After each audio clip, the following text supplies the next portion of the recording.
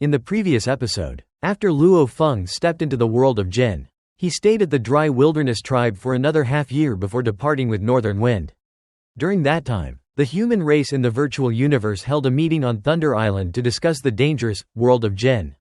Many universe masters gathered excitedly after hearing rumors about supreme true treasures and existences stronger than true gods.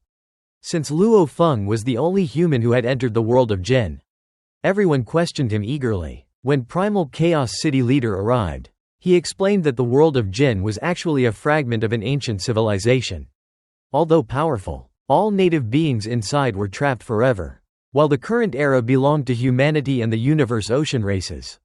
He revealed that the world of Jin contained many true gods and even higher-level existences. Its core was a massive army serving the godly king, where brutal selection and elimination ruled everything. He warned that more than 200 great beings from the universe ocean had entered. Yet over 120 had already been annihilated within less than half a year. Even traveling through the wilderness was extremely dangerous because outsiders did not know the safe routes. Joining the army was even worse, with elimination rates exceeding 95%. Only by entering the army could one access inheritances capable of surpassing true gods and transcending reincarnation. The universe masters who had initially been enthusiastic became cautious after hearing these facts. Primal Chaos City leader advised that only those with multiple bodies should risk entering for now. Since humanity already possessed ancient civilization inheritances and did not need to rush recklessly, Luo Feng agreed, understanding that joining the army was the only path to becoming a supreme master in the world of Jin, but also the most dangerous. Across the universe ocean, the first wave of casualties greatly reduced the excitement of the various powers. Although the army possessed supreme inheritances and standard supreme true treasures, the survival rates were terrifyingly low. Many powers decided to wait patiently and comforted themselves by believing that the natives of the world of Jin were merely trapped remnants of a dead era. The world of Jin was enormous. Luo Feng traveled with 800 warriors from the dry wilderness tribe under the leadership of true god Northern Rock. They alternated between teleportation and fast flight, encountering many dangers and witnessing the vast power of the world of Jin. Northern Wind pointed out Nine Smoke Marsh, a huge marshland occupied by the strange beasts serving three true gods of void space. The area contained many true gods and was far stronger than dry wilderness tribe. Luo Feng realized there were two major powers in the world of Jin: tribes and strange beasts, both subordinate to the armies. The armies sometimes used wars against these groups as training exercises, though true gods of void space usually did not interfere. As they continued traveling, Luo Feng was shocked by the number of powerful beings in the world of Jin. Dry wilderness tribe alone had around 1.000 true gods, while Nine Smoke Marsh had around 10.000. He began to understand how enormous the armies of the world of Jin truly were. After 3 months of travel aboard a supreme true treasure ship, Northern Rock announced that they had arrived at the East Army Camp. Luo Feng learned that the military was divided into 4 armies: East, South, West, and North, all loyal to His Majesty the Godly King while also competing with each other. The East Army Camp was massive, filled with countless soldiers and strange beasts. Most soldiers were universe masters, and there were many different races and beast types.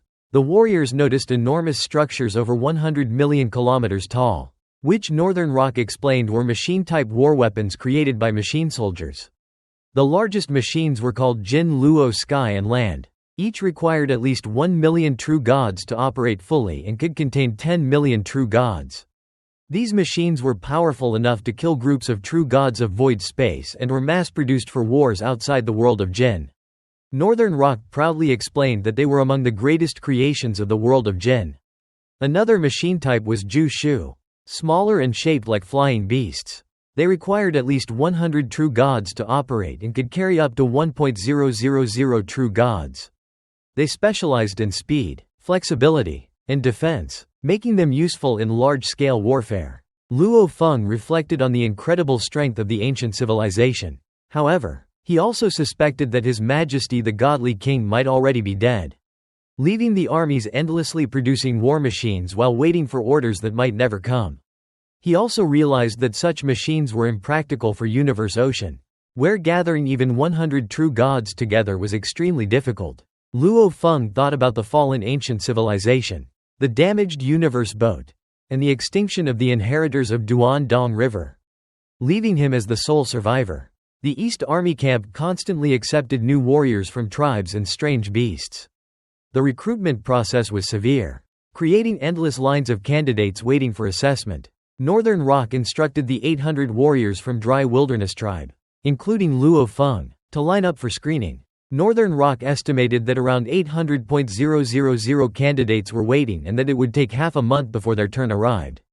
He warned them that the initial screening alone killed 2/3 of all candidates, with only 1/3 successfully joining the army. Northern Rock stayed behind to watch the results while talking with true gods from other tribes. Over the next half-month, Luo Feng observed brutal screening procedures filled with roars and screams from the front of the line.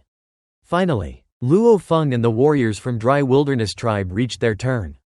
A strange beast with a bloody horn called for the next group of 3,000 candidates to enter and begin the army screening process. Back at the Dry Wilderness tribe, Northern Wind finally summoned Luo Feng to depart. Tens of thousands of tribe members gathered to send off the warriors, including many children who dreamed of one day joining the army. A powerful true god named Northern Rock arrived with a dark red battleship, which was actually a supreme true treasure earned through military merit. Northern Wind proudly declared that he would one day obtain an even better battleship. Luo Feng noticed the overwhelming strength of Northern Rock true god, whose casual pat on Northern Wind's shoulder carried terrifying power. Soon, 800 warriors from the Dry Wilderness tribe boarded the ship to join the East Army. Northern Rock introduced Luo Feng as the strongest among them and even promised to give the battleship to anyone capable of catching up to Luo Feng in the army.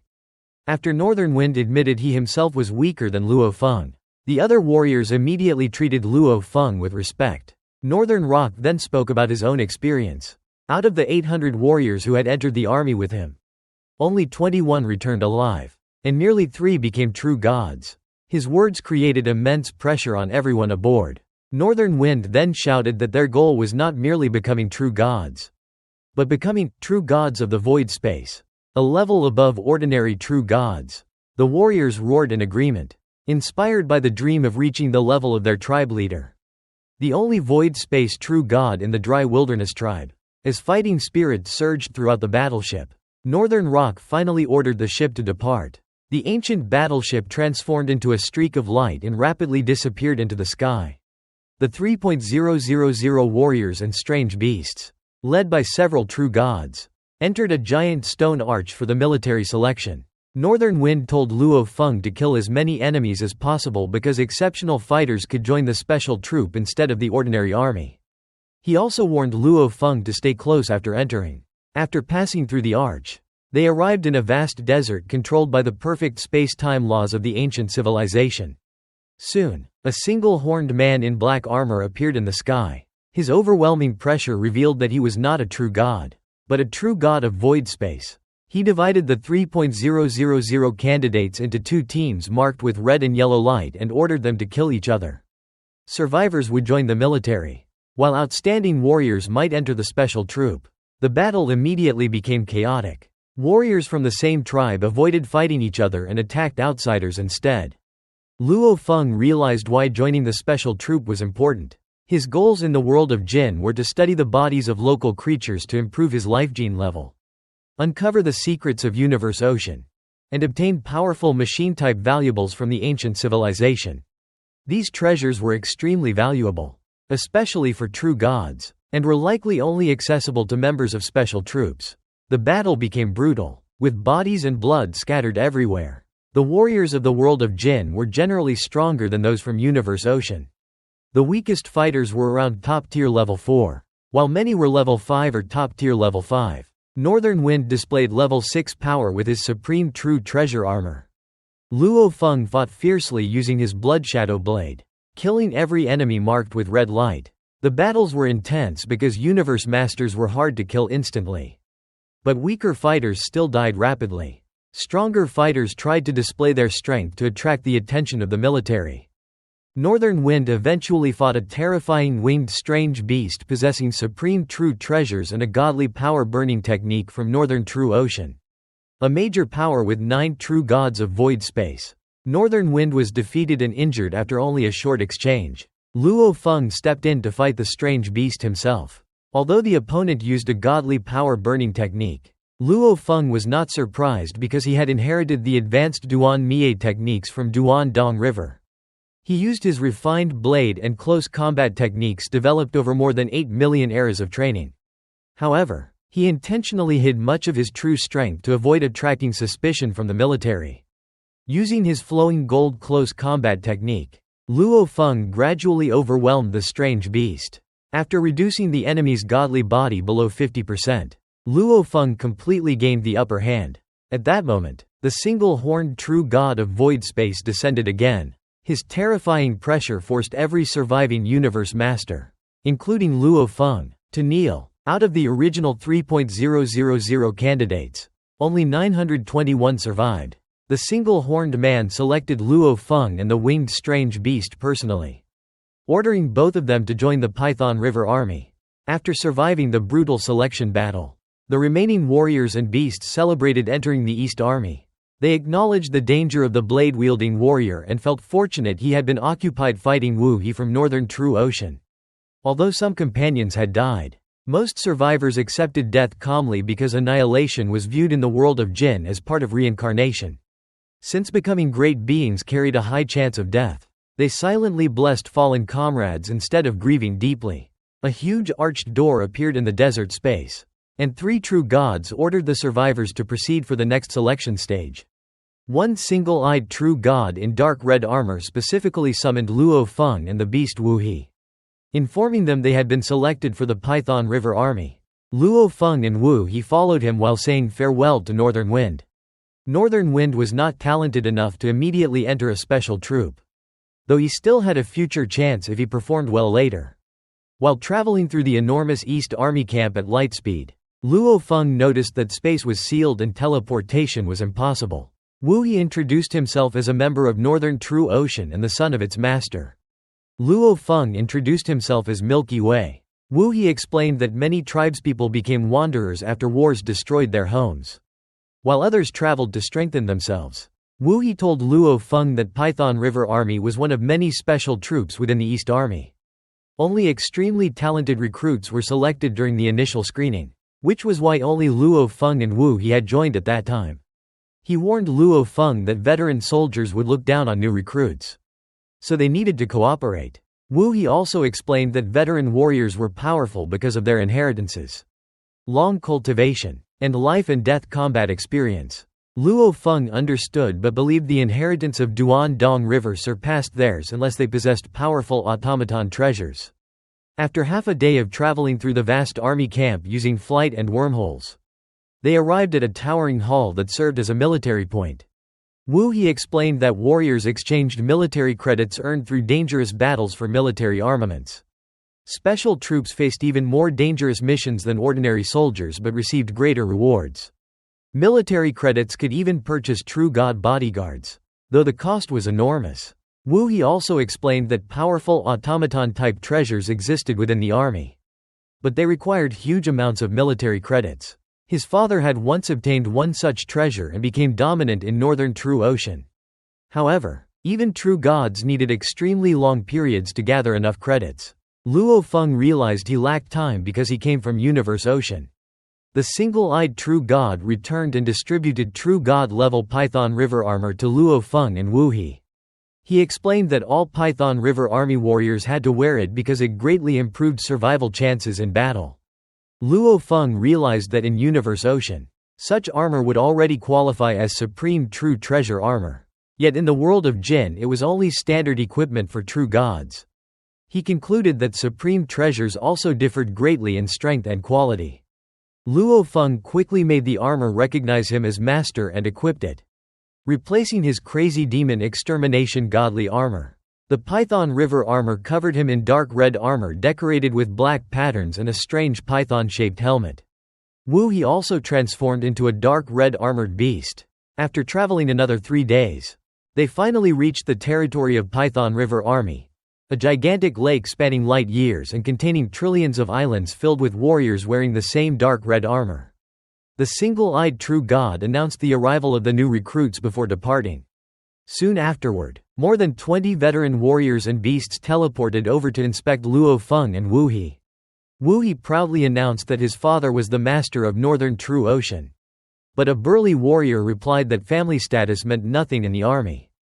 He demanded they introduce themselves and explain their strengths. Wu He admitted that his greatest advantage was his enormous godly body, which exceeded 1 million kilometers in length. Luo Feng introduced himself as Milky Way and claimed he was stronger than Wu He overall and especially skilled at close combat evasion. The burly warrior judged both recruits as ordinary by Python River Army standards. He warned them that in only half a month, 6 troops would head out on a catastrophe-level mission. Because they had just joined the army, they were extremely unlucky and needed to train as hard as possible before deployment.